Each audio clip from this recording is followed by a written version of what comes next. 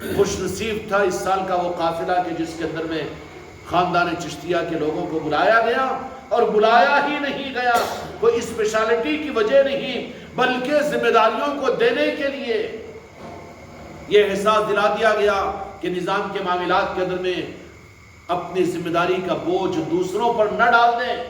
یہ کمزوری آ رہی تھی کہ مریدان سوچ رہی تھی کہ مرید ذمہ دار ہے، مرید یہ سوچ رہے تھے کہ خلیفہ ذمہ دار ہے، اور خلیفاؤں کے ذہن میں یہ تھا کہ نظام تو حضرت کا ہے۔ اس چیز کو سمجھانے کے لیے اس سال اس قافلے کو سلطان الہند نے کرم فرما کر سجدہ شکر ادا بھی کرنے کے ہم قابل نہیں، غریب نواز نے میرے بچوں پر اتنا کرم فرمایا، آپ کے بلایا، اور بلا کر وہ چیز اوپنلی اورلی اور بالکل ظاہری طور پر یہ بات کو سمجھا دیا کہ جو نفس تمہارے اندر میں ہے اپنے کو بچانے کے خاطر، کہ ہر مرید خلیفہ پر، خلیفہ پیر پر، اور پیر ہاں کیوں نہ کہوں غوث و خواجہ پر نہ، بلکہ یہ ہے کہ تو اپنی ذمہ داری پوری کر، تجھ سے تیری ذمہ داری کا پوچھا جائے گا۔ تو خانقاہ محمدی اجمیری نصرتی کا وابستہ تھا، اے مریدہ تو نے اس کا کیا حق ادا کیا؟ اے مرید 10 سال 20 سال 15 سال کے مرید، تو نے اس نسبتوں کا تو نے کیا اس کا حق ادا کیا؟ ایسے خلیفہ سے تو زیادہ سخت پوچھا جائے گا کہ ذمہ داری تمہارے اوپر تھی، تم نے اس کے لیے کتنا اپنے آپ کو محسوس کیا، وزن کو۔ اور ویسے ہی پیر سے بھی یہ بات پوچھی جائے گی، ہر ایک کو اس کا سوال کا جواب دینا پڑے گا۔ کل رعیت مسئول، فرمایا کہ ہر ایک اپنی رعایت کے اگر سرپرست ہے تو ان سے، ان کے بڑوں سے اس کا سوال کیا جائے گا۔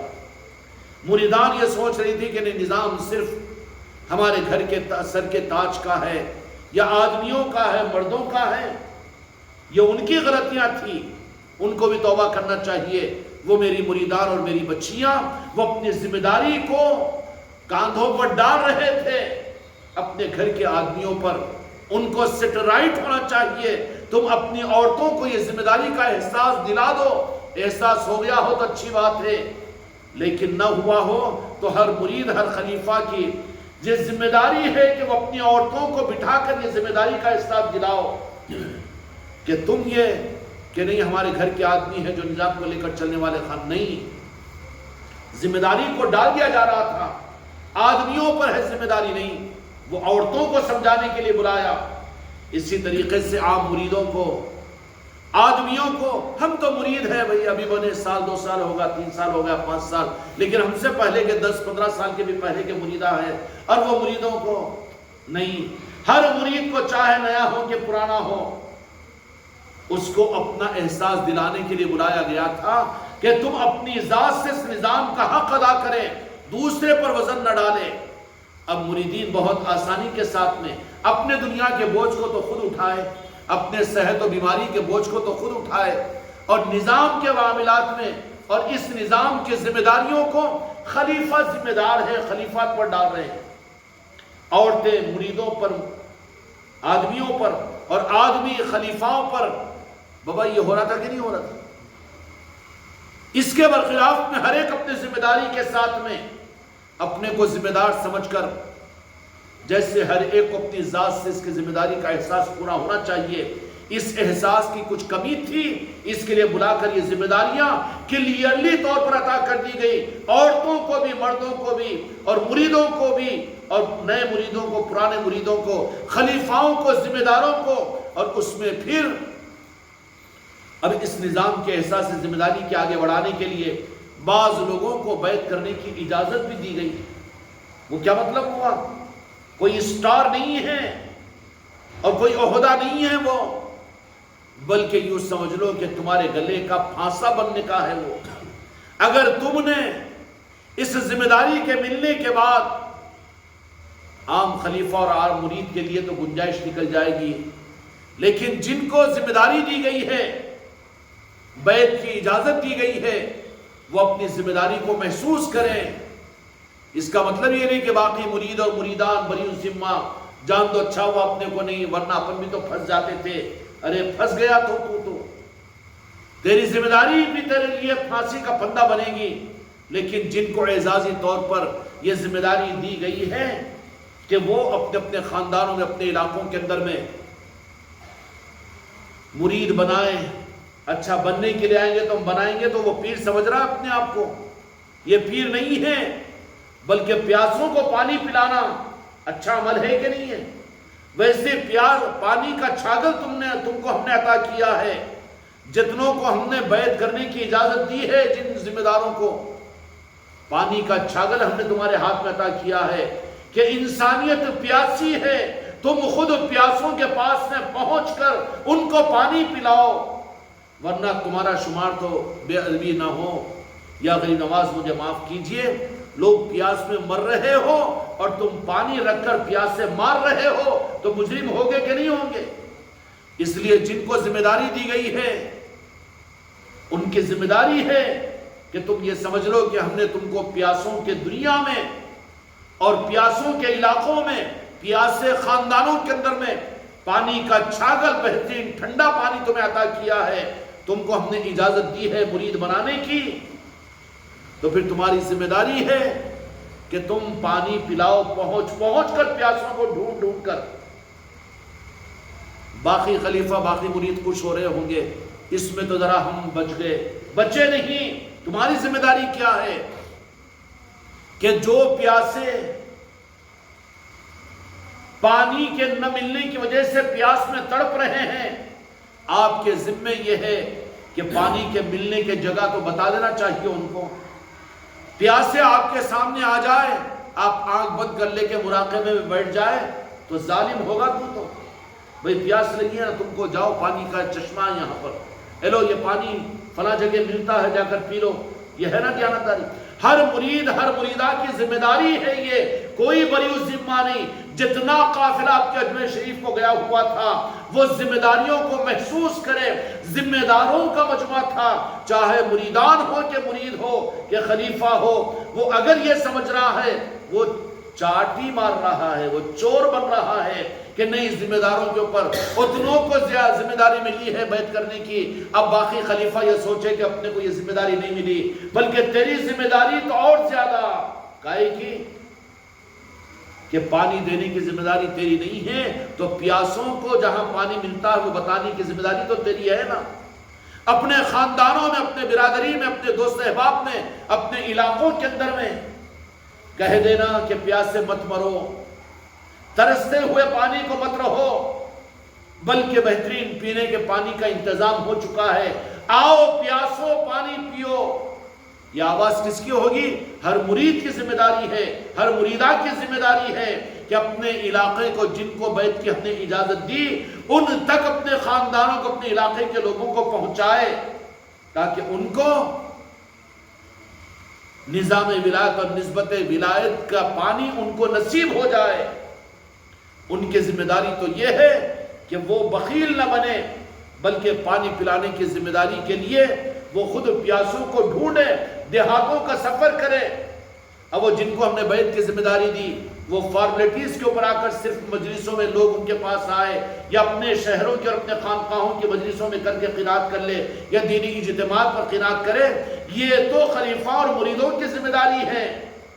لیکن جن کو ہم نے بیعت کی اجازت دی ہے، ان کی بے چینی و بے قراری کہ پیاس کی شدت کے عالم میں، جبکہ لوگ پیاس کی وجہ سے ان کے قنقنی کا عالم ہو اور جان کنی کا عالم ہو، اور تمہارے پاس میں پانی ہو، تو تم یزیدی نہیں بننا، بلکہ یہ ٹھنڈا پانی پیاسوں کو پہنچانے کے لیے تم خود پیاسوں کے پاس میں چلے جاؤ۔ جن کو ذمہ داری دی گئی ہے وہ پیاسوں کو ڈھونڈنے کے لیے نکل جاؤ دیہاتوں کے اندر میں، دیہاتوں کے اندر میں جا کر طلب پیدا کرو، پیاس پیدا کرو، اور کہو کہ پانی کہاں ملے گا؟ تو بولے کہ پانی تو ہمارے ساتھ میں بھی، ہم کو تو اجازت ملی ہوئی ہے۔ سمجھ میں آئی بات؟ اور باقی مرید اور مریدان کی اور باقی خلیفاؤں کی ذمہ داری اس معنی میں بڑی ہوئی ہے کہ پانی کے نظام کو بڑھا دیا گیا ہے تمہارے علاقے کے اندر میں، جن کو اجازت دے دی گئی ہے۔ اب تمہاری ذمہ داری یہ ہے کہ ان تک اپنے خاندانوں، قبیلوں کو اور اپنے دوست احباب کو بنداس علی الاعلان۔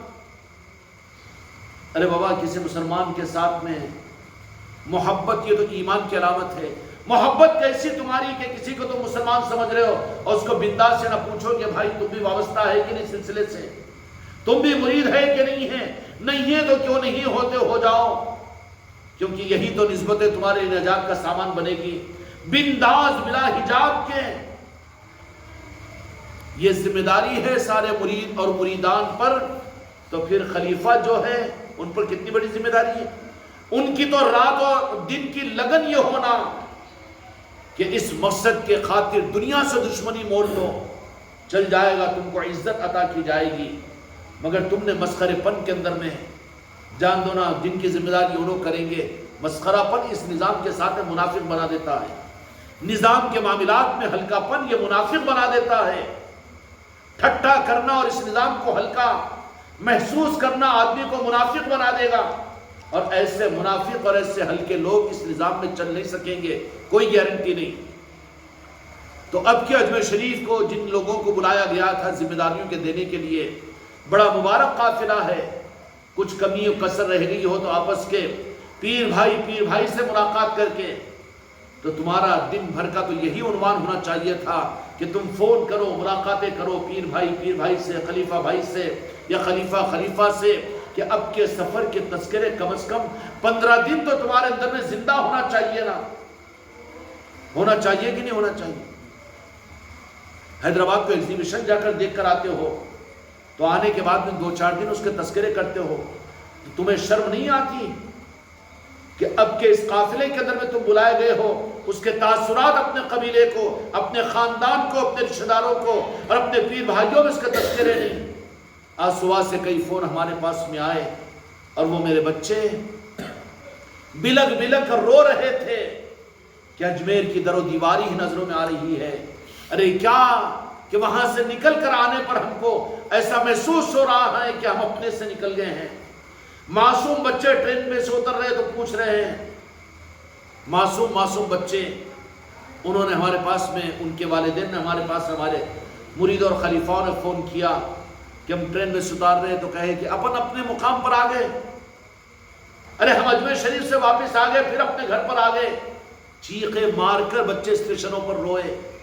کتنی منحوسیت کی بات ہے کہ میرا خلیفہ اور مرید، اس کو آج دن بھر کسی اور کے سامنے اس سفر کے تاثرات کا شیئر کرنے کا موقع نہیں ملا۔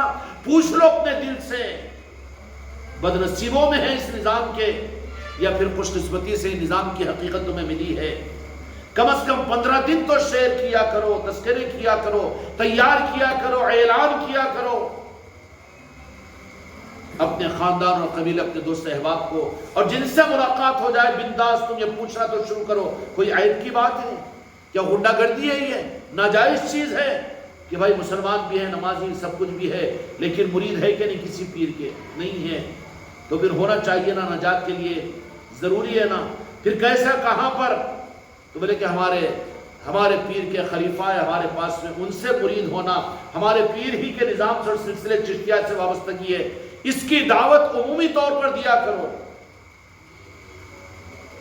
بعض میرے بچوں نے کوشش شروع بھی کر دی، نتیجے بھی نکل جائیں گے، اور جن کو ذمہ داریاں ہم نے دی ہے خوش کرنے کو، صافے بن کر تم سے 10-20 لاکھ روپے لینے کے لیے نہیں، بلکہ ذمہ داری ہے اجمیر شریف میں ملی ہے، جن کو ہم نے بیعت کرنے کی ذمہ داری دی، اگلی چھٹی شریف میں آنے سے پہلے کم از کم منیمم 10 مرید اپنے بنا کر نام لا کر ہمارے پاس دے، ورنہ اس کے بعد کی ذمہ داریاں اور اس کے بعد کے حالات کا ذمہ دار خود وہ ہوگا جس کو ہم نے اجازت دی۔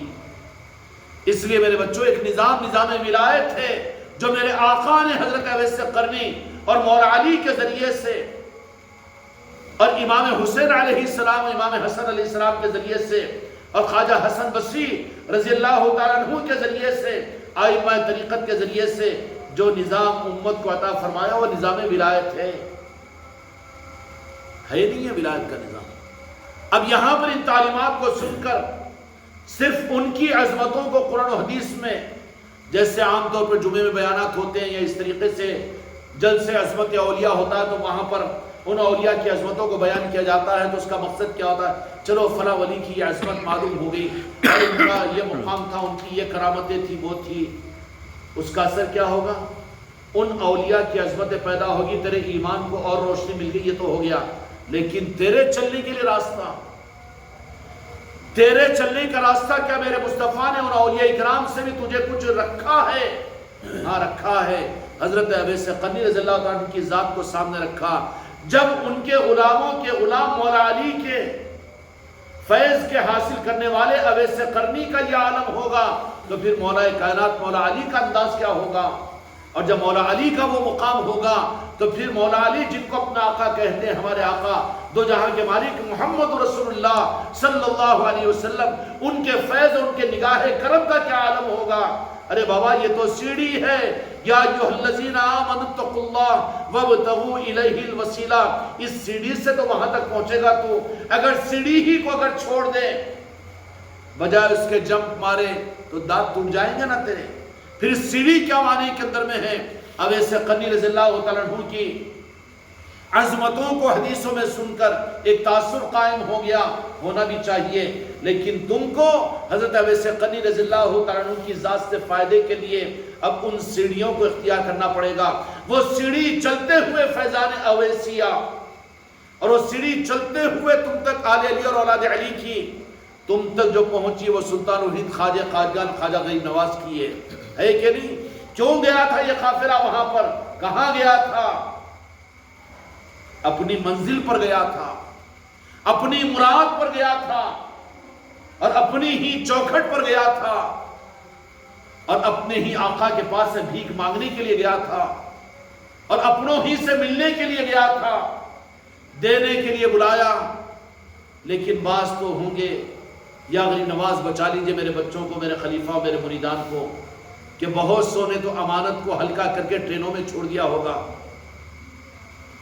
ہاں اسی تو سفر ہوتے رہتا نا، یا پھر وہاں کی باتوں کو کیا تذکرہ کرنے کی ضرورت ہے؟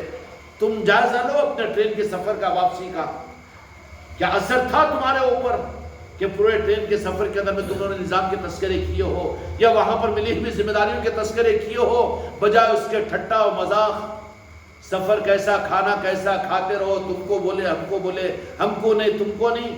تو بہت سے لوگ تو اس اثر کو، وہ بڑے کتنے بدنصیب ہوں گے جو ٹرین میں چھوڑ کر، شہروں میں چھوڑ کر خالی کے خالی واپس آ گئے۔ واپس آنے کے لیے اتنی قیمتی دولتیں دی گئی تھی اجمیر شریف میں، تمہارے معصوم بچے تو اس اثر کو لے کر آئے، اور تجھے شرم نہیں آتی خلیفہ اور مرید اور مریدان کہ تو راستے کے اندر میں چھوڑ کر یا وہیں پر چھوڑ کر آ جائے، اور اس کا اثر یہ ہے کہ تیرے اوپر اس کا اثر نہیں کہ لوگوں کو نظام سمجھائے۔ اس لیے میرے بچوں ان ناقدریوں سے اپنے آپ کو بچاؤ۔ یا رسول اللہ نگاہ کرم کیجیے، یا غریب نواز میرے بچوں کو معاف کیجیے، کمزور اور نادان ہیں۔ اب یہ جو فیض ہے، فیض کے ملنے کے لیے وَابْتَغُوا إِلَيْهِ الْوَسِيلَةَ، تو حضرت سرکار اویس قرنی رضی اللہ تعالیٰ کی عظمتیں حدیث سے معلوم ہوگی، تو اس کا مطلب یہ نہیں۔ فیض کے حاصل کرنے کے لیے اب سلطان الہند کو اس مقام پر سمجھنا پڑے گا کہ جو فیض دو جہاں کے مالک میرے آقا نے اپنی زبان مبارک اور حدیث کے ذریعے سے اویس قرنی کو بتایا، ہمارے لیے اویس قرنی رضی اللہ عنہ کے مقام پر سلطان الہند کی ذات ہے۔ یہ ہے سلسلہ سیڑھی، سمجھ میں آگئی بات؟ ورنہ وہ تو قرن کے تھے، وہ تھا، وہ چلے گئے تو دیکھ لیں گے، یا پھر وہاں پر کبھی جانا ہوا تو وہاں پر حاضر ہو جائیں گے، نہیں۔ تمہارے لیے سلسلے اویسیہ کا فیض حاصل کرنا، یا مولا علی کے فیض کے حاصل کرنے کے لیے، یا پنجتن پاک کی عظمتوں کے لینے کے لیے، اب ان کے دینے کا جو برانچ تمہارے لیے ہندوستان والوں کے لیے سلطان الہند کی ذات ہے۔ کس کی ذات ہے؟ اس لیے سلطان الہند کو ذات پر سمجھنا پڑے گا، اور جو سمجھے گا ان کو تو پھر ان کے پاس میں اگر چلے جائے تو پھر جانے والوں کو کیا عطا کریں گے وہ۔ دو جہاں کے مالک میرے آقا نے حضرت عمر فاروق رضی اللہ تعالیٰ عنہ کو بھیجا، مولا علی مشکل کشا علیہ السلام بھی تشریف لے گئے حکم مصطفیٰ، منشا مصطفیٰ کے لیے۔ تو پھر اویس قرنی رضی اللہ تعالیٰ عنہ نے کیا کیا؟ وہاں پر جانے کے بعد دو جہاں کے مالک میرے آقا کا وہ رخ بتا دیا کہ جو رخ ظاہری اعتبار سے سیدنا عمر بن الخطاب رضی اللہ تعالیٰ عنہ سمجھ نہیں سکے تھے۔ کیا کیا وہاں پر؟ وہاں جانے کے بعد وہی رخ بتا دیا جو وہ نہیں اندازہ کر سکے تھے، کیا تم نے کبھی میرے آقا کو دیکھا ہے؟ تو کہا کہ ہم تو رہنے والے ساتھ میں، نہیں میرے آقا کو۔ اچھا دیکھا ہے تو بتاؤ کہ آپ کے آبرو مبارک ملے ہوئے تھے یا الگ الگ تھے؟ یا پھر بتاؤ میرے آقا کا کہ آپ کے ریش مبارک کے اندر میں کتنے بال سفید تھے اور کتنے سیاہ تھے؟ وہ سوال ان لوگوں سے تو کیا کیا کہ یہی تو نظام ہے، بڑوں نے بھیجا تو پھر جانے والوں کو پھر بڑوں کے پاس پہنچا دیا۔ پہنچایا کہ نہیں پہنچایا؟ میرے آقا کے عشق کی وہ خیرات انہیں عطا فرمائی کہ تعجب کرتے رہے کہ عمر بن الخطاب رضی اللہ تعالیٰ عنہ کہ اتنی یہ عشق کا رخ تو ہم بھی محسوس نہیں کر سکے، جبکہ شب و روز ہم میرے آقا کے ساتھ میں گزارتے ہیں۔ کیا ملا وہاں پر؟ اصل چشمہ ملتا ہے۔ اسی طریقے سے پھر بات کیا ہوئی، میرے آقا نے بھیجا اور پھر وہیں پر وہی عشق رسول کی شراب اس طریقے سے عطا کر دی اور امت کو بتا دیا۔ اسی طریقے سے اولیاء کا نظام ہے، فیضان کے لینے کے لیے غریب نواز کے پاس میں گئے ہو تو پھر ممکن تو نہیں ہے، میرے بچوں کے دل پر بوجھ ہے کہ اجمیر سے واپس آئے ہو، لیکن نہیں، بوجھ تو محسوس کرو، آنکھوں سے آنسو تو نکالو اور دل پر بوجھ تو محسوس کرو۔ اگر ہلکے ہو تو توبہ کرو، سر پٹک لو۔ زندگی کے اندر میں بڑی بدنصیبی کی بات ہوگی کہ وہ چوکھٹ پر خاص طور پر بلائے گئے ہو، اس کے باوجود آپ کا دل ہلکٹ ہے۔ اگر دل کے اوپر اس کا اثر نہیں اور وہ اثر تمہاری زبانوں پر نہیں آ رہا ہے اور تمہارے تذکروں میں نہیں آ رہا ہے تو بڑی محرومی کی علامت ہے۔ میرے بچوں، تقسیم کرو، جو اپنے لیے پسند کرو اپنے بھائی کے لیے، ایمان کی دلیل ہے، تو تمہارے پاس میں تو ایمان بھی نہیں ہوگا پھر۔ اس لیے معلوم کرنے والوں کو، پوچھنے والوں کو نہیں، بلکہ تم کسی اور چشمے کے بجائے ہر ایک کو وہاں کے تاثرات اور وہاں کی حقیقتوں کو ظاہر کرو اور تیار کرو اس بات کے اوپر کہ ان کے اندر میں ایسی طلب پیدا ہو کہ وہ بھی جائے غریب نواز کی چوکھٹ پر، آپ ذریعہ بن جائے اس کا۔ سمجھ میں آ رہی؟ تو پھر نظام ولایت کا معاملہ کیا ہوتا ہے کہ بھائی غریب نواز کے پاس ہم چلے گئے تھے، اب غریب نواز کے پاس میں گئے، جانے کے بعد پھر وہ کیا نوازیں گے؟ سوال ہے نا، کیا نوازیں گے؟ کیونکہ نوازشوں کے لیے تو گئے تھے۔ تو یہ بات کہ غریب نواز اپنی عظمت اور اپنی عقیدت ہے، ان کو کیا ضرورت ہے؟ پھر کیا عطا کریں؟ آنے والوں کو نوازش ان کی یہ ہوتی ہے کہ جن سے وہ نوازے جائیں گے ان کی محبت عطا کرتے ہیں۔ کیا کرتے ہیں؟ جمع یاری انجم نہیں سوئے دن میں تھکے ہوئے شاید، کیا کرتے ہیں؟ ان کے پاس کی نوازش کا مطلب جن سے ان کو اپنا فیض دینا ہے، کیونکہ ان کے لیے تو ہر مرید کے لیے تو یہ ممکن نہیں ہے کہ اس کا دل اجمیر شریف کی چوکھٹ پر اٹکا رہے، اور ہر مرید اور ہر مریدہ اس قابل تو ہے نہیں کہ راست میرے غریب نواز اس کو اپنا فیض عطا کرے۔ پھر غریب نواز کیا کریں گے؟ نوازشیں ہوئی ہے تو اس کا مطلب کیا ہوگا کہ جن سے اپنی نوازش عطا کرنا ہے، جس کو ذریعہ، وہ کون ہوتا ہے؟ سلسلے چشتیہ کا پیر ہوتا ہے۔ اس پیر کی محبت اس میں زیادہ کر دیں گے۔ اس کے لیے میرے بچوں کھل کر یہ بات بول رہا ہوں، مجھے کوئی عیب کی چیز نہیں ہے۔ اپنے بچوں کو دودھ پلانے کے لیے 10 لوگوں کی رعایت کی وجہ سے میں بھوکا نہیں مارتا اپنے بچوں کو، میرا مزاج وہ نہیں ہے۔ اگر اجمیر شریف جانے سے پہلے تم کو تمہاری پیر کی محبت جس درجے پر تھی، اگر آنے کے بعد میں اگر اس پیر کی محبت میں اور 10 گنا اگر اضافہ ہو گیا تو سمجھنا کہ تمہاری نوازش ہوئی ہے غریب نواز کی چوکھٹ سے، ورنہ ہو سکتا ہے کہ پیالہ الٹا کر کے بھیج دے کہ تو ناقدری کرنے والا ہے، ہلکڑ بن گیا ہے، جب چاہے گا تو ہمارے پاس میں آ جائے گا یا پھر ہم کو یاد کر لے گا۔ نوازش بھی اس کی علامت کیا کہ نہیں، اس سال تو اتنا خرچ کیا تھا، غریب نواز اگلے سال آ کر میں اس سے زیادہ خرچ کروں گا، یا پھر سال میں نہیں اس سے پہلے ہی آ جاؤں گا۔ یہ رخ نہیں ہوتا، بلکہ میرے غریب نواز کی نوازش کا رخ اپنا صحیح فیض جس کے ذریعے سے انہیں دینا ہوتا ہے، ان کے اندر میں ان کی محبت میں اضافہ کروا دیتے ہیں۔ کیا مطلب ہوا؟ جانے والے اپنا جائزہ لے لیں کہ جانے سے پہلے جو عظمت اور جو محبت اور جو عقیدت اور جو کچھ بھی لگن اپنے پیر کے ساتھ تھی، اس سفر کے بعد اس میں اضافہ اگر ہوا تو سمجھنا کہ غریب نواز کی طرف سے نوازش بھی، اگر خدا نہ خواستہ بدنصیبی کے اندر یا کسی بد ناقدری کی وجہ سے اگر وہ اس عقیدت اور محبت اور عظمت میں کمی ہوئی تو سمجھنا کہ پیالہ الٹا کر دیا گیا۔ ارے ہمارا معاملہ بھی تو بن گیا، ہم بھی تو اجمیر کو کیا، ہاں ٹھیک ہے، نہیں بھی تو پھر اجازت لے لے کہ ہم بار بار چلے جائیں گے۔ یہ کیا ہوتا ہے؟ پیالہ الٹا ہو جاتا ہے۔ پیالہ بھرا ہوا ہے اور غریب نواز کی طرف سے میرے مریدوں اور خلیفہ و مریدان کو میرے غریب نواز کی عطا ملی ہوئی ہے، تو میں نام لے لے کر ایک ایک کو کیوں بتاؤں کہ کہیں تکبر پیدا نہ ہو جائے، لیکن اپنا جائزہ لے لو کہ اگر اس سفر کے بعد میں کہ جن سے تم کو میرے غریب نواز فیض دینا ہو، جن کے ہاتھ میں تمہارا ہاتھ پہنچایا ہو، ان کی محبت اور ان کی عظمت یعنی اپنے پیر کی محبت اور عظمت اور تعظیم میں اگر اضافہ ہوا ہے، بھئی تم کو اپنے دل کا جائزہ لینا تو آسان ہے نا، جتنی تھی اتنی چھے تو جا کا وہیں چھے، کہاں گیا تھا کہیں بھی نہیں، کچھ کیا لایا کچھ بھی نہیں۔ اگر کم ہو گئی تو بڑی بدنصیبی ہے، فوراً اجازت لے اور معافی مانگنے کے لیے پھر چلے جا غریب نواز کے پاس میں، کیونکہ مسئلہ وہاں کھینچا گیا، اب تیرا پیر نہیں دے سکتا بلکہ وہی راستہ بتا سکتا ہے کہ جا تو وہیں پر۔ اگر نہیں اس کے برخلاف میں جانے سے پہلے جس درجے کی محبت اور عقیدت اور عظمت تھی اس میں اضافہ ہوا تو اس پر 2 رکعت شکرانہ پڑھیے۔ ان کے نوازنے اور عطا کرنے کا نظام یہ ہوتا ہے کہ وہ اپنے پیر کی محبت میں اضافہ کر کے بھیجتے ہیں۔ سمجھ میں آگئی بات؟ کلیئر ہوگی؟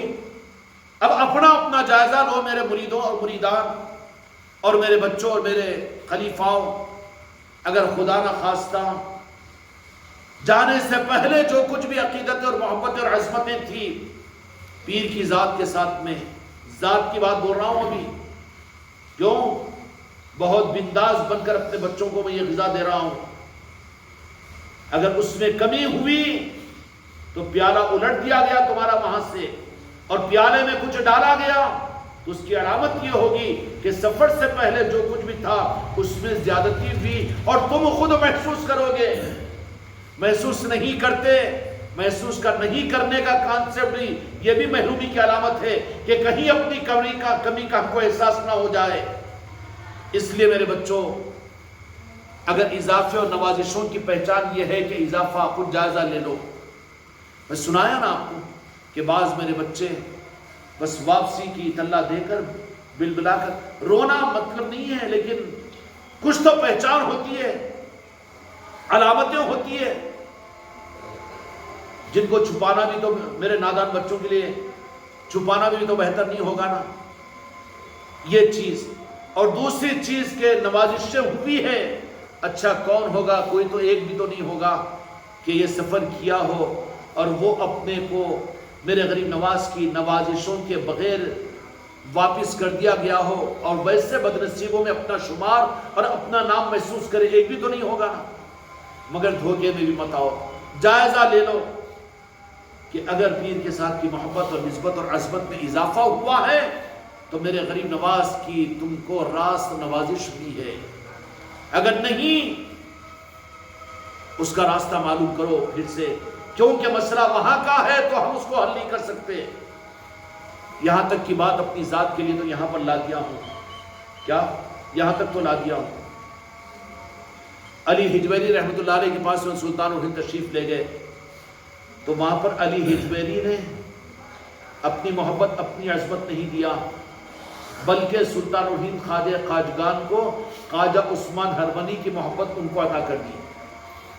سلسلے چشتیہ میں یہی نوازشوں کی پہچان ہے کہ اس کو اس کی پیر کی محبت کے، کیونکہ دودھ تو ماں کے پستان سے ملے گا نا، ماں سے ملے گا نا، ماں سے کاٹنے والی ذاتیں نہیں ہوتی ہے بلکہ ماں سے اتنا زیادہ قریب کرنے والی ذاتیں ہوتی ہے، تو یہ پہچان تو آسان ہو جائے گی نا۔ اس لیے علی حجویری رحمۃ اللہ علیہ نے سلطان الہند کو کیا چیز عطا فرمائی؟ خواجہ عثمان ہرونی رحمۃ اللہ علیہ کی محبت، تعظیم اور عظمت عطا فرما دی، کیونکہ آگے اسی محبت کی بنیاد پر تو اس سے کام لیا جائے گا۔ محبت پیر کے بغیر نظام سے محبت دھوکا ہے، محبت پیر کے بغیر یہ دھوکے میں ہیں وہ کہ نہیں ہم کو نظام سے بڑی محبت ہے، غوث و خواجہ کے نظام سے محبت ہے. نہیں، محبت پیر کی اس لیے دی جاتی ہے کہ وہ پیر ہی تو نظام دے گا، اور پیر کے نظام پر وہ اتنا جان و مال اور اپنی جانوں سے قربان ہونے کا ذریعہ پیر کی محبت تو بنے گی نا. اس لیے اولیاء اگر کسی کو عطا کرتے ہیں تو وہ اس کو اپنے پیر کی محبت دیتے ہیں، اور پیر کی محبت کا ملنا اس کے نظام کی محبت کا ذریعہ بنتی ہے، اور نظام کو لینے کے ذریعہ بنتی ہے. اور جس کو پیر کی محبت نہیں، پیر کی عظمت اور تعظیم نہیں، اب وہ دھوکہ کھائے کہ غوث و خواجہ کا نظام ہے، تو کیا جانے غوث و خواجہ کے نظام کو، اور کہے کہ نہیں نظام ولایت ہے، تو کیا جانے نظام ولایت کو، نہیں یہ پسندیدہ نظام ہے، تو کیا جانے، تجھے کون بتایا. سب کچھ بھی آ کر جو پہچان ہوتی ہے وہ پیر کی ذات پر ہوتی ہے. پیر کی محبت اگر اس در سے مل جاتی ہے تو پھر چونکہ پیر کی محبت کیوں دی جاتی ہے. اب بے عقیدے تو ان کو سمجھ میں آتا ہی نہیں، تو وہاں پر دنیا گول ہے بولتے تھے، وہ پیر پرستی ہے بولتے. ارے بابا پیر پرستی کے بغیر طریقت تو ہے ہی نہیں، چشتیت تو ہے ہی نہیں. اب پیر کی محبت دے کر کرنا کیا چاہتے ہیں؟ پیر کو خدا بنانا؟ نعوذ باللہ، پیر کو جبرائیل بنانا؟ نہیں، پیر کی محبت سچے مرید اور سچے خلیفہ میں ڈال کر پیر کے نظام کے لیے ان کو قبول کیا جاتا ہے. پھر نظاموں کے معاملات کے اندر میں وہ بنداس اپنے آپ کو قربان کرنے والا ہوتا ہے. اگر پیر کی محبت ہی نہ ہو تو پھر اولیاء اپنے پیر کے حکم پر دنیا میں کہیں بھی چلے جائیں گے. اصل سرمایہ ہی پہچانی، اوپر کے بزرگوں کی پہچان اور نوازش پیر کی محبت کی صورت میں ہوتی ہے مرید اور خلیفاؤں کو، مریدان کو. سمجھ میں آ رہی بات؟ کیونکہ نظام کو چلنے کے لیے کیا پیسوں سے چلے گا نظام؟ نظام ولایت کیا چندوں سے چلے گا، مالداروں سے چلے گا، یا مقرروں سے چلے گا، یا ظاہری حسن والوں سے چلے گا؟ نہیں، صرف چلے گا تو صرف پیر کی محبت سے چلے گا. تو پھر وہی دولت تو ان بزرگوں کی طرف سے جو اپنے پاس میں آتے ہیں، جو قابل ہوتے ہیں، ان کو یہی دولت دیتے ہیں کہ پیر کی محبت ادا کرتے ہیں. سلطان الہند خواجہ خواجگان میں خواجہ علی اجویری رحمۃ اللہ علیہ کے پاس میں پہنچے لاہور میں، لاہور شریف میں، تو کیا نوازش عطا ہوئی وہاں پر؟ اتنی ہی زیادہ پیر کی محبت. جب آئے ہندوستان کو اجمیر میں تو پھر سرشار تھے اپنے پیر و مرشد کی محبت میں. ارے بڑی چوکھٹ پر جا کر آئے تھے نا، غوث الاعظم سے مل کر آئے تھے نا، اور کیا کچھ نہیں ہوا تھا میرے سرکار سلطان الہند کے ساتھ میں، کیسے نظام نہیں کھلے ہوئے تھے. لیکن خواجہ خواجگان نے یہ بتا دیا کہ سب کچھ بھی کھلے ہوئے تھے، لیکن کھلنے کی دلیل یہ ہوتی ہے کہ اس کو اپنے پیر کی محبت دی جاتی ہے. کیوں کہ نظام کو لیا انہی سے جاتا ہے جن کو پیر کی محبت دی جاتی ہے. اور جن کی پیر کی محبت میں کمی آ جائے یا صرف احساس کم ہو جائے تو سمجھنا کہ بجائے نوازشوں کے محرومی ہوئی ہے، جو کچھ بھی تھا کٹورا الٹا کر دیا گیا ہے. اس لیے میرے بچوں، نظام ولایت کے اندر میں جو اوپر کے بزرگوں کی طرف سے ہم چھوٹوں کو جو نوازش ہوگی وہ اپنے پیر کی محبت، کیونکہ یہی محبت تو اس کو نظام پر چلائے گی اور نظاموں پر قربان کروائے گی. سمجھ میں آئی؟ یہ سلسلے چشتیہ ہے. اب کے بلائے گئے تھے سلطان الہند کی بارگاہ میں، بہت کچھ نوازشیں ہر ایک کو اپنے اعتبار سے ہوتی ہے. سب کے بارے میں تو معلوم کرنے کا تم کو کیا فائدہ ہوگا، لیکن اپنے بارے میں جو کچھ بھی میں ہنٹس دے دیا ہوں کھل کر، اس کے بارے میں سوچ لینا. اور جن کو یہ چیز مل گئی ہوگی وہ بڑے خوش نصیب ہے. اللہ تبارک و تعالیٰ اس سفر کو قبول فرمائے، اور جن کو نوازشیں ہوئی ان کو سنبھالنے کی توفیق عطا فرمائے، یا کم از کم درجے کے اندر میں اپنے پر ہونے والی نوازشوں کو اپنے دل سے معلوم کرنے کی کوشش کریں. پیر پر الزامات لگا دو کہ پیر صاحب ان کے بارے میں ان کے بارے میں بول دیے، ان کو بیعت کی اجازت دے دی، ان کو خلافت دے دی، ان کو خلافت نہیں. اب کہ اس حکمت کو بھی آپ نے دیکھا کہ اس دن ظہر کے بعد ہم نے کہا تھا کہ بعض لوگوں کو ہم خلافت بھی دیں گے، لیکن عصر کی نماز کے بعد میں ہمارے ارادے کو ملتوی کروا دیا گیا کہ نہیں. یہ بھی ایک رخ تھا امتحان کا کہ ابھی جن کے دلوں کے اندر میں، کیوں کہ خانقاہ محمدی اجمیری نصرتی کا نظام نمک کے ڈھیر پر عمارت کے بنانے کا نہیں ہے، بلکہ یہاں پر تو اصل نظام کے ساتھ میں کہ دوسرے خلیفہ یہ نہ سوچے اور دوسرے مرید یا جن کو دی جا رہی ہے، جن کے ناموں کو ہم نے اعلان بھی کر دیا تھا، لیکن ان کو اپنی زندگی کا جائزہ لینے کی ضرورت ہے کہ وہ کون سا رخ تھا، اپنے اندر میں تلاش کرو کہ جس کی وجہ سے وہ ابھی اعزاز ابھی ان کو عطا نہیں کیا گیا۔ لیکن میرے بچوں، ہر ایک اس میں اپنی ذات کے اعتبار سے خود اپنے بارے میں متفکر ہو جاؤ۔ دوسروں کے مراتب، دوسروں کے مقامات اور دوسروں کو جانچنے کے بجائے اپنے پر جانچنے، اور اپنے کو کیوں کہ مسئلہ اپنی ذات کے ساتھ میں ہے۔ اس لیے یہ معیار اور یہ کسوٹی آپ حضرات کے سامنے بتا دی گئی ہے۔ ہر ایک اس کو سوچے، اپنی ذات پر لے کہ جانے سے پہلے نوازے گئے یا نوازے نہیں گئے، اس کی کسوٹی بتایا کہ نہیں بتایا۔ معلوم کرنا آسان تو ہوگا کہ نہیں ہوگا، مشکل ہوگا۔ اور پھر کیوں پیر کی محبت دی جاتی ہے؟ اس کی وجہ کہ نظام پر مرید کے چلنے کا یا چلانے کا انحصاری محبت پیر پر ہے، پیسوں پر، تقریروں پر، علم پر، عمل پر نہیں ہے۔ وہاں تو بغاوتیں رہتی ہے۔ نظام ولایت محبت پر قائم ہوتا ہے، یہی محبت کی تقسیم ہوتی ہے بزرگوں کی طرف سے۔ اللہ تبارک و تعالیٰ ان دولتوں کو سنبھالنے کی توفیق عطا فرمائے۔ بحق لا الہ الا اللہ۔